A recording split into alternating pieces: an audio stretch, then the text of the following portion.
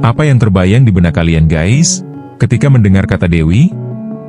Mungkin sebagian besar dari kita akan memunculkan visual seorang wanita seperti bidadari, yang terbang tidak menapak bumi, bercahaya, dan memiliki paras yang sangat cantik. Dalam berbagai cerita dan kepercayaan, sosok Dewi digambarkan bukan sebagai manusia, namun sebagai sosok yang turun dari kahyangan.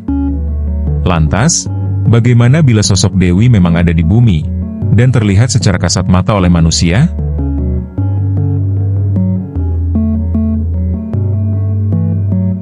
Sebuah tradisi di Nepal mempercayai adanya seorang manusia dengan julukan Dewi Kumari, yang terlahir sebagai titisan dari Dewi Taleju. Dewi Kumari sendiri merupakan dewi hidup yang disembah oleh masyarakat Nepal. Masyarakat Nepal percaya bahwa kehidupan mereka dilindungi, dijaga, dan diawasi oleh seorang dewi yang bernama Dewi Taleju. Dewi Taleju inilah yang kemudian bereinkarnasi dan menjadi sosok seorang anak perempuan yang belum mengalami pubertas, yang kemudian dijuluki Kumari. Berdasarkan sejarahnya, sejak masa pemerintahan dinasti Malla, setiap kota yang berada di Kathmandu Valley, Nepal, mereka sudah memiliki seorang Kumari. Selama berabad-abad, masyarakat Nepal di Kathmandu memuja anak perempuan yang menjadi sosok Kumari. Bahkan tak jarang, pemimpin dari berbagai daerah datang beribadah dan memujanya sembari meminta restu ketika mereka hendak membuat peraturan baru dalam pemerintahannya.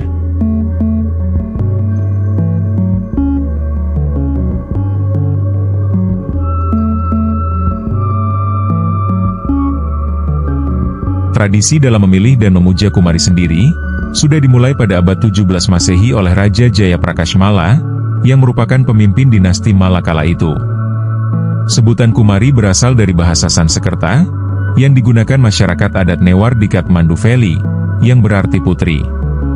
Pada awalnya, Kumari dipilih oleh raja yang memerintah, namun saat ini, wewenang dalam memilih Kumari diberikan kepada para pemuka agama. Kumari sendiri digambarkan sebagai sosok perempuan yang memiliki 3 mata, 2 di sisi kiri dan kanan, dan 1 lagi di tengah keningnya. Anak-anak perempuan yang menjadi Kumari umumnya berusia mulai dari 3 tahun. Masa hidupnya menjadi seorang Kumari nantinya akan berhenti begitu ia mengalami menstruasi. Ketika para Kumari mengalami pubertas, maka para pemuka adat harus menggantinya dengan anak perempuan lain. Masyarakat Nepal percaya bahwa kesucian dan kemurnian Kumari akan langsung berakhir begitu ia mengalami pendarahan pertama. Karena Dewi Taleju meninggalkan tubuh Kumari di hari menstruasi pertamanya, dan Kumari pun akan berubah kembali menjadi manusia biasa.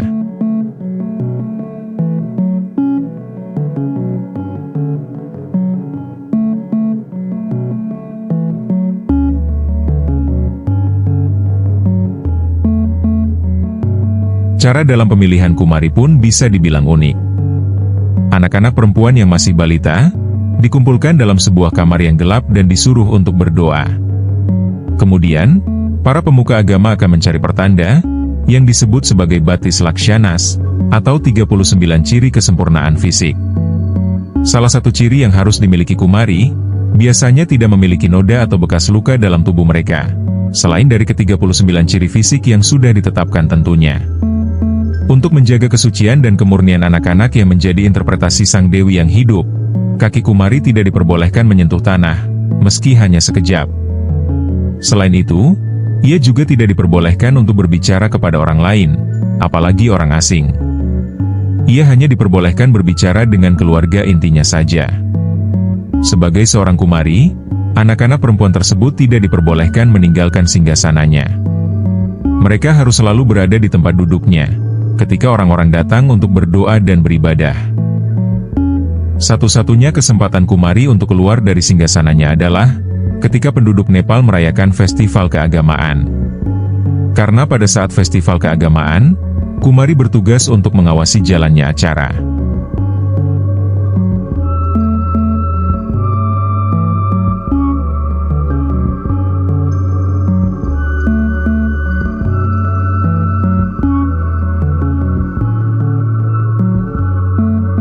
Salah satu acara festival terbesar di Nepal, yaitu Festival Boto Jatra, yang merupakan puncak dari festival yang telah berlangsung selama sebulan penuh, di mana sebuah festival perayaan yang diadakan untuk mensyukuri atas datangnya musim hujan. Dan di festival inilah, yang merupakan kesempatan langka bagi Dewi Kumari untuk keluar dari kuilnya. Kumari akan datang, dengan menggunakan kereta kencana yang berbentuk seperti tandu berwarna emas. Tandu itu dibawa oleh beberapa pria dewasa, sambil diarak menuju tempat festival berlangsung. Di dalam tandu, Kumari duduk sambil mengamati kerumunan penduduk yang berkumpul, dan menikmati seluruh rangkaian festival. Para pengunjung yang datang untuk melihat dan menikmati Boto Jatra, biasanya juga akan menyempatkan diri untuk berdoa bersama dengan anak-anak mereka, sembari meminta berkat dari Kumari. Tak lupa, setelah berdoa, mereka juga akan meninggalkan persembahan di nampan yang menjadi tempat menapaknya kaki Kumari. Persembahan itu biasanya berbentuk uang, baik kertas maupun logam.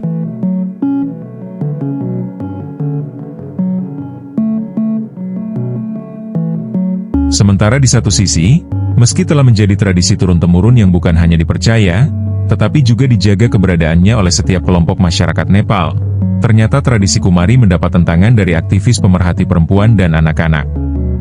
Para aktivis menyayangkan, masa kanak-kanak yang tidak bisa dinikmati oleh anak-anak perempuan yang menjadi Kumari.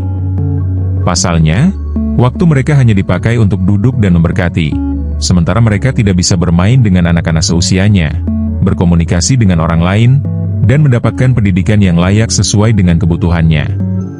Sehingga tak jarang, ada Kumari yang merasakan kesulitan, saat posisi mereka mesti digantikan oleh Kumari lainnya. Di mana mereka tidak lagi mendapat puja-puji dari masyarakat sekitar, dan mesti bersosialisasi bersama masyarakat di sekitarnya selayaknya manusia pada umumnya.